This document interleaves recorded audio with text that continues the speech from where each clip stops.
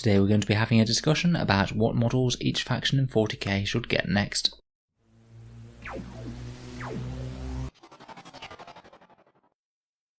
Hello and welcome back to Auspex Tactics, the strategy focused 40k channel where we're all about getting the most out of our miniatures on the tabletop. Today we're going to have a quick flick through the various factions available in 40k at the moment, have a bit of a talk about their range and what miniatures are likely to come next for them, whether that's new releases or kits or holes in the range as I see it, or potentially slightly older kits that could really use an update at the moment.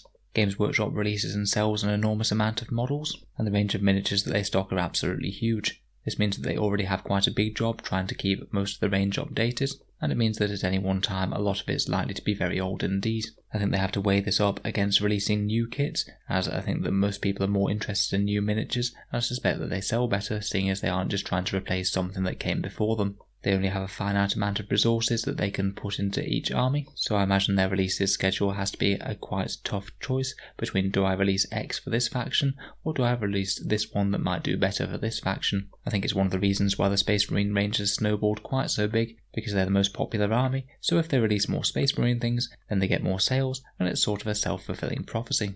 With all that being said, let's take a look through each faction and have a few educated guesses about what might be the next things Games Workshop could or should update. I'm sure that everyone will have their own opinions on these, so if you think that there's anything that I've missed or would be better, then please leave them down in the comments for us all to read. Let's start out with the Space Marines then. We already had a bit of a talk about what Primaris might come next in one of my previous videos. Realistically, the vast majority of Space Marine releases from now on are likely to be Primaris in one form or another, whether that's a good or bad thing. At the moment, their range is nowhere near as extensive as the Space Marine range that they've built up all this time, and there are some pretty decent sized holes in their lineup. In particular, I'd really like to see some fast assault infantry of some sort, something vaguely akin to assault marines, and also some other fast attack type choices, things like bikes, land speeders, or maybe a flyer, and I do know that we've already seen that leaked image of the flyer and bikes, so maybe they're already on their way. They could really go quite a long way into characters. The Tech Marine seems like an obvious one that's missing just from the standard Space Marine lineup, and we've already seen how that could be implemented with Phyros. In terms of special characters, some chapters don't have any Primaris character yet at all, an Emperor's Champion for the Black Templars and Pedro Cantor for the Crimson Fists could be quite nice touches. Seeing as we saw a whole load of releases for the Phobos Marines, it sort of stands to reason that they might do some Gravis variants at some stage. Wouldn't be too surprised if we saw some sort of Devastator orientated Gravis Marine packing some heavy shoulder mounted weaponry or something. At some point down the line, I wouldn't be surprised if they do update the standard Tactical Marines, Devastators and Assault Squad, and also give us some Primaris Terminators as well. But I suspect that these guys are a very long way away, and won't be done until more of the Primaris range is filled. In terms of the other major first founding chapters that aren't in Codex Space Marines, the Blood Angels really need their Death Company and Sanguinary Guard updating at some stage, if they want to fit in with the rest of the new Space Marine lineup, as these guys are pretty much the most iconic versions of their line, and Blood Angels without their fast assault infantry wouldn't really be Blood Angels quite as much. Some of their characters are certainly showing their age a bit as well, particularly Dante himself, who just has a bit of a weedy miniature compared with some of his awesomely sculpted Battle Brothers now. For the Dark Angels, we might well see some Ravenwing or Deathwing in Primaris at some point, and again some updated characters such as Chaplain Asmodai for example. I'm not sure why I put Dante on again, he's not a Dark Angel. Also, as well as just the standard Intercessor upgrade kit that they've done for Dark Angels, I think it would really be a nice touch to make a robed Veterans type kit for Intercessor bodies, just to give a bit more of the flavour of Dark Angels to the army. The Dark Angels just don't really feel like Dark Angels without hoods and robes and things. For the Sons of Fenris, again the character line is one of the main things that I'd look at. The Space Wolves have quite a lot of characters that have not been redone for quite a while. Ulrich the Slayer is a prime example. Again with the Dark Angels, I think that the thing that they're most crying out for is an actual proper Primaris Wolf Pack that could be potentially used for Grey Hunter Intercessors and also Wolf Guards. The Wolf Pack Troop Box is a really good one, overflowing with lots of wolfy upgrades and bits, and it really helps to add the character to the entire army. As for Deathwatch, they're really quite a mini faction at the moment, and haven't been super well supported in terms of further releases for Games Workshop since they came out. At the moment the faction consists of a few HQs, a flyer and their veterans kits, so they could really go in all sorts of different directions. Particularly if we wanted to bring Phobos armor units into it, which I'm not sure why they didn't. They could do with an upgrade pack to maybe give them the Xena Mortis bits on one shoulder pad. Again, with the Dark Angels and Space Wolves, giving them an actual unique Deathwatch kit for the intercessors would actually allow a bit more detail on them rather than the sparse upgrade pack. And it'd be quite good to flesh out their motor pool a little bit more, maybe some unique vehicles packing some more heavy firepower, which is one area where the Deathwatch really struggled to take out tanks. It basically sort of pushed into Forge World Dreadnoughts, which is a bit limiting. As we've already discussed about Deathwatch, Games Workshop could go a long way just by allowing them to take the Phobos armour units and adding in the Impulsor, but I guess we'll have to watch and wait to see if they ever do that.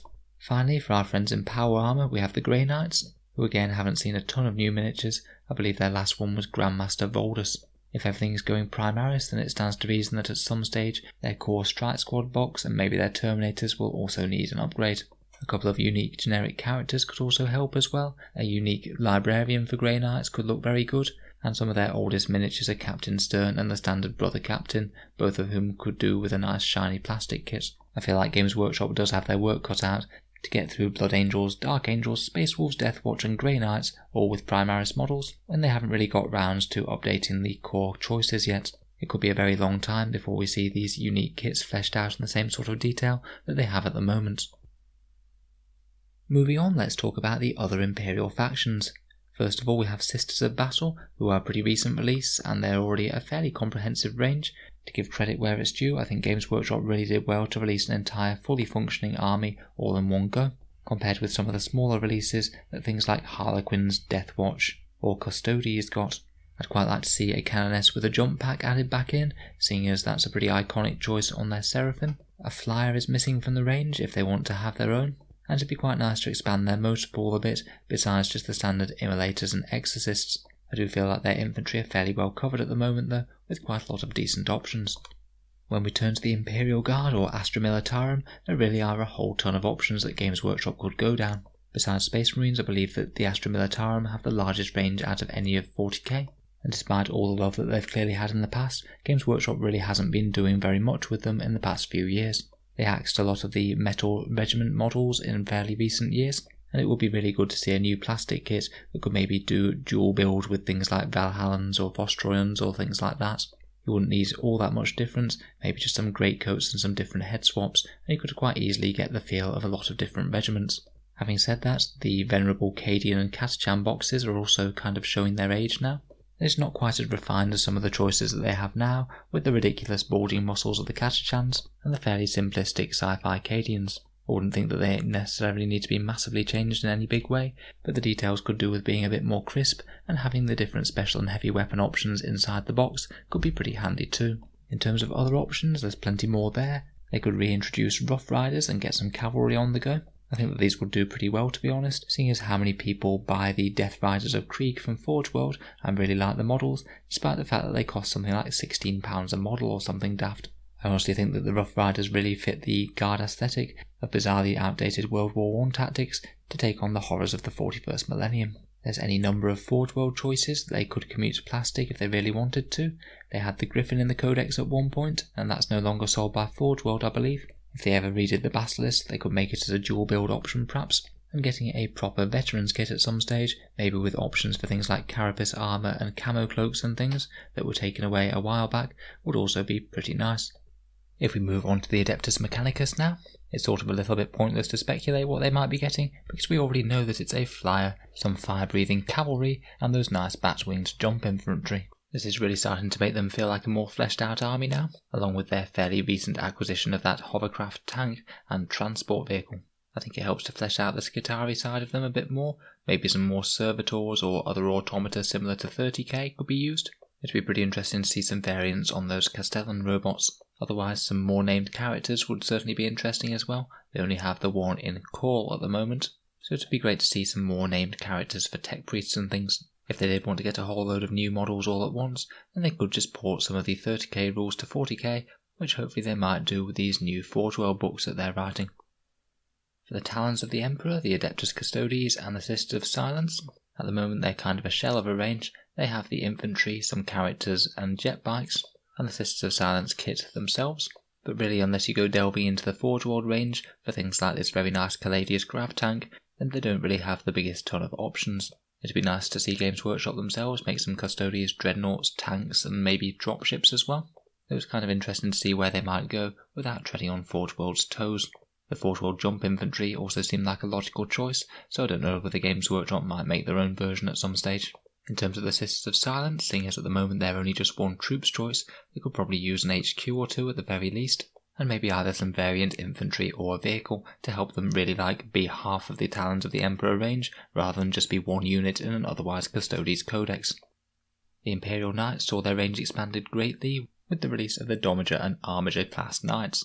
I think Games Workshop's options are either to try and do something different with either the Dominus or Armiger, create yet more variants for the Questoris chassis, or maybe make their own new chassis, maybe something a bit more fast moving like the Forge World Lancer, or they could look at some more specialised knights for the Admech, or maybe some sort of Psyker Knights, something like that. Alternatively, if they really wanted to shake up the range a bit, they could actually make some miniatures for Bannermen, the infantry that would fight alongside them from the Knights world, rather than just counting them as Imperial Guard. Could be interesting to see some feudal-style guardsmen to support the Knights. Finally, for the Inquisition, most of their miniatures are pretty ancient, aside from Greyfax and Eisenhorn, and they're sort of not really all that very supported at the moment. I'll be surprised if they got any great amount of love sometime soon, but if they did decide to dedicate some time to them, then a full Acolyte kit might be nice. They've been part of the background for a long time, but really just have to make do with some random scattered miniatures. A fully customisable multi-part Inquisitor with several options would also be great. If we leave the Imperium for a bit and go into the realm of the Dark Gods, the Chaos Space Marine range, despite their recent updates with the Havocs, Space Marines and Terminator updates that really did regenerate some of the oldest kits in the range, there really are still a fair few options that they could go for.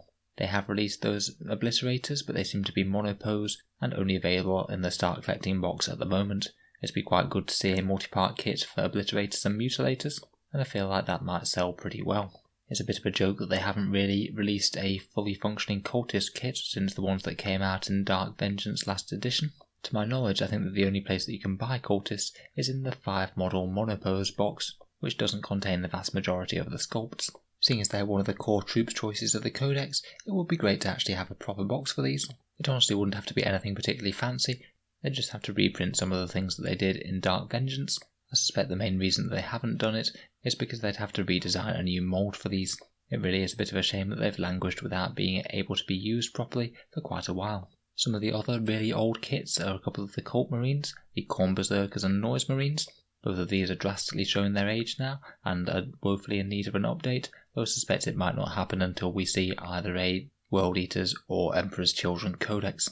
Another thing that I wouldn't mind seeing would be to make a bit more of a 40k style demon prince, as the current plastic one, while not being all that old, does look just a little bit goofy and cartoony, and he very much fits with a fantasy setting just as much.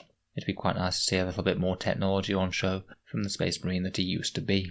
Several of the characters could also use an update, as they did with the fabulous new Fabius Bile, and another potential gap would be to have a Khorne or Slaanesh Cultist variant, much like the Poxwalkers and the Zangors are to their respective books. Again, probably not until we see either World Eaters or Emperor's Children, the Codex. In terms of the demons, they've actually had a reasonable update fairly recently, with new Keepers of Secrets, Fiends, Fleshhounds and Karanak. The most logical step is probably to continue redoing their Finecast characters, and their Demonettes kit also isn't the newest either. There really are a myriad different ways that they could go with the Demons Codex. You could really justify a ton of foul beasts and horrors for any of the 4 Chaos Gods, whether they're large monsters or small swarms or things. They could also explore the Demon Engine route a little bit and make some other similar companions to the Soul Grinder, who does sort of stick out a bit as a bit of an oddity in the demon range. For the Death Guard and Thousand Sons, the vast majority of their range is incredibly new, and they both have Primarch's unique choices, pretty decent sculpts of their Terminators and Core Marines, and a reasonably completed ranges. For the Thousand Sons, I wouldn't mind seeing more demon engines, a bit like what they did with the Nurgle with the Plagueburst Crawlers and their Bloat Drones. I know they had a bit of a strange thing where they ported the Mutalith Vortex Beast over to Thousand Sons, though I'm not 100% convinced he really fits with the Legion's vibe. I think that both ranges are a little bit lacking for fast-moving infantry, whether it's some sort of jump pack-esque equivalent such as Raptors, or them riding some sort of beast of Zench or Nurgle. If they did want to add a bit more character as well, having a unique Zench and Nurgle Demon Prince would certainly add a lot of character to the army rather than the generic one. Finally, for the main factions, we have the Chaos Knights. They're sort of hard to know where they'd go, seeing as it's just literally one kit at the moment. They could perhaps release some upgrade kits for the Castellan Knights or the Armiger Knights. something to actually make them look a bit more chaosy. Or they could maybe try and go down some more god-specific knight routes, with knights that have fallen to the various deities such as Khorne, Nurgle or Tzeentch. I suspect that these will be really quite big releases though, if they wanted to do them justice, and probably not the sort of thing that you could make a multi-style kit, seeing as their aesthetics are really quite different. Besides the main factions of Chaos, I think that they're one of the ones that are most ripe for expanding. I already mentioned it a couple of times, but Emperor's Children and World Eaters are likely down the line in the same vein that Death Guard and Thousand Sons have been, and I'm sure we'll see their Primarchs, Fulgrim and Angron on the table. Who knows, maybe this could be a very short-sighted video, and they might talk about this in their next upcoming reveal on Saturday, but I guess we'll wait and see. Seeing as they released a bunch of Blackstone Fortress Traitor Guardsmen, it wouldn't be out of the realms of possibility that we might see Traitor Guards as an actual big faction, which would be pretty cool. And also I'd quite like to see some of the Chaos Corrupts and Primaris Marines. It doesn't seem unreasonable in a big galaxy. At some point, if they wanted to give them some sort of token rules and maybe make a Chaos Primaris Renegade upgrade sprue, then that would be something that would go down well with a lot of people, I'm sure. Moving on to the forces of the aliens then. For the Eldar, we have the Craft Worlds, who are kind of notorious for having one of the older ranges in 40k right now. They did redo the Howling Banshees recently, but there's quite a lot of Aspect Warriors that could still do with some love. It'd be great to see plastic kits for things like Fire Dragons, Striking Scorpions and Swooping Hawks. A lot of their Phoenix Lords are even older, I believe, and I'm sure a lot of Eldar players would like them to have the Jane Zar treatment. The Avatar of Cain also isn't quite as imposing as when he came out. A lot of the various horrors of 40k absolutely dwarf him and tower over him now, and I wouldn't be at all surprised if Games Workshop went down the line of making him significantly bigger and more imposing, in a similar sort of way that they did with the Greater Demons, making them into really quite big, enormous, scary things, rather than fairly small things that are not enormously bigger than standard troopers.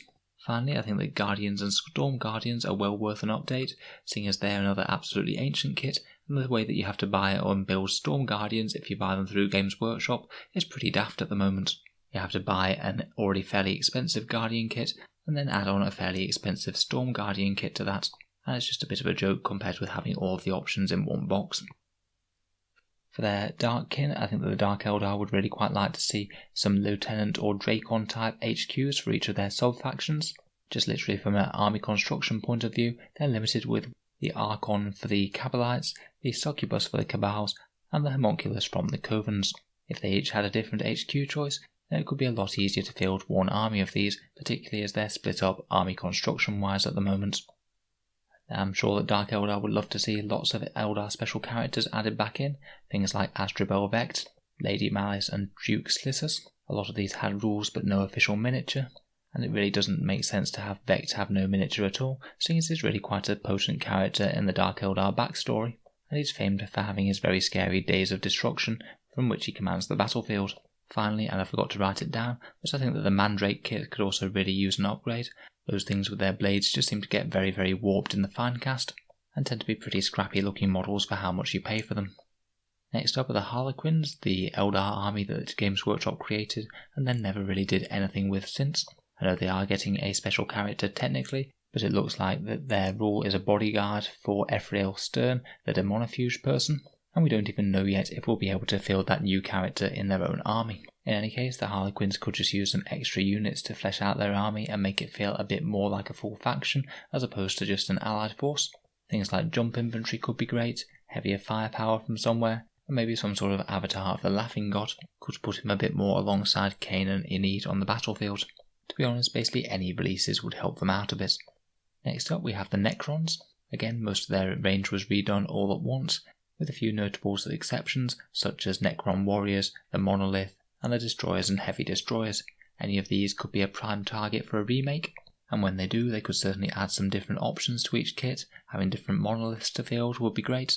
You could take the opportunity to add the option of different destroyer weapons, and maybe have a multi-part warrior kit that builds two different variants as well, such as the Tau Fire Warriors and Breacher teams. With the last Psychic Awakening being confirmed to be Pariah, maybe we'll see Necron Pariahs return as well, as they were one of the units that was cut from the old codex and never made it into the new one when their range was redone. Turning our attention to the Tau, and the majority of the range is now pretty up to date since they got new battlesuits and fire warriors fairly recently, and they've also had quite an influx of new battlesuit variants. Despite Games Workshop obviously seeing that battlesuits are a pretty much slam dunk win when it comes to selling to Tau players, I feel like this niche is fairly well covered, though I'm sure they could invent new and different variants. I'd really quite like to see their alien auxiliary range expanded a bit. I found that they were really quite a cool and unique aspect of their functioning on the tabletop back when they came out, and they've just become more and more of an irrelevance as the time has gone on. Forge World had a Kroot range, and I'm sure there's at least some desire for some new Kroot beasts to come back, and Plastic Vespid certainly wouldn't be a bad idea to get away from that Finecast. They could even maybe think about adding in some human auxiliaries, as I'm sure there are plenty fighting under the Empire's name now. If at some point they could release some sniper drones in plastic as well, that would be great. Those things both aren't the best models, and also horrendously expensive for the amount of points that you pay for them. Moving to the Orcs, and Games Workshop has been slowly patching the gaps in their range. They redid the War Buggies in great style in the October releases, and they've given Ghazghkull the miniature he deserves with Saga of the Beast, and I'm very happy with that one. One of the things that sticks out like an absolute sore thumb though is this Death Copter that you see on the bottom right. These ones are again victims of being in a starter set. The Assault on Black Reach set had some awesome Death Copters. I was genuinely quite surprised when they never ported them over to actually being a multi-part kit. I think that this is definitely a way that they could sell new models. Second-hand supply of them is gradually diminishing over time, and they just look so much better than this one in the bottom right, which I'm not sure many people ever buy, as it's really expensive for just one miniature, and it's one of the oldest miniatures in the Orc range. Other things to fill in the gaps could be the custom force field mech with his new shiny datasheet from Saga of the Beast, the mega armoured war boss who went to Warhammer Legends, which was really quite irritating to be honest, as Orc bosses have had access to mega armour for absolutely ages, and it's certainly something that's cropped up in their fluff plenty of times. Despite Ghazghkull looking so awesome, it would have been kind of nice to see a dual kit with Ghazghkull and a mega boss, but I guess we can't have everything. A war boss on bike would also be good as well. I know that Forge World do technically still sell them, which is why their rules are still in the index and their points cost are still live in game. And also updating some of their Finecast options, such as the Commandos and Tank Busters, would be good. I feel like that could be something that might be possible in a dual kit between the two of them, to make either of these Orc Elite choices. Finally, moving on to the forces of the Hive Mind now, the Tyranids could do with some updated Termagants and Genestealers. Both of those are core troops choices that haven't seen any love in ages. In particular, the Termagants have that weird problem where you can see the mould line down the front of their head, which is in a bit of a prominent place. A plastic litter kit could also be good, in a similar vein to the Zoanthropes, maybe have a whole bunch of them in one box. Finally, for the Genestealer cults, they again have had a couple of waves of releases now, and are really getting to the point where they're a fully fledged army in their own right. Games Workshop really have the option to be creative of where they go with them next. I'd really quite like to see a big mining rig of some sort, maybe something on caterpillar tracks bearing a bunch of heavy weapons with some sort of drill on it. And they also have the option to do some sort of thing with a Genestealer cult limo, as they do seem to be all about the nostalgia, although it was a bit of a silly idea at the time, and it would remain a silly idea now. I'm not sure it really fits quite as well with the mining and brutal uprising version of the army at the moment, but who knows. One thing that I find is really lacking for the Genestealer cult army is some way to deal with flyers, either some sort of anti-air platform with a bunch of guns blazing at the sky, or maybe some sort of Genestealer cult flying machine, perhaps a helicopter or something. I feel like they'll be going for something pretty low-tech compared with the rest of the other races. So there we have a brief tour through the various factions of 40k and a couple of ideas for what Games Workshop could or should perhaps release next. Now, a lot of this is obviously based on my opinion. I'd really love to hear all of your ideas for what sort of things each faction needs, so if you have any particular insight into your own, then please leave it down below. If you'd like to hear more like this, with more 40k content every day, then feel free to subscribe to Auspex Tactics for more. Finally, I'd just like to mention the channel's Patreon page. It is what supports the channel and keeps these videos coming, as they do take quite a bit of time to make with the release schedule that I have. As well as helping fund new videos, there'll also be things on there such as seeing new videos early, voting on what comes next for the channel, and the occasional random prize draw where I post out a few free miniatures. If any of that sounds interesting, then feel free to give the link in the description below a click, and as always a massive thank you to my current patrons for their support. Thank you for listening, and I'll hope to see you guys next time.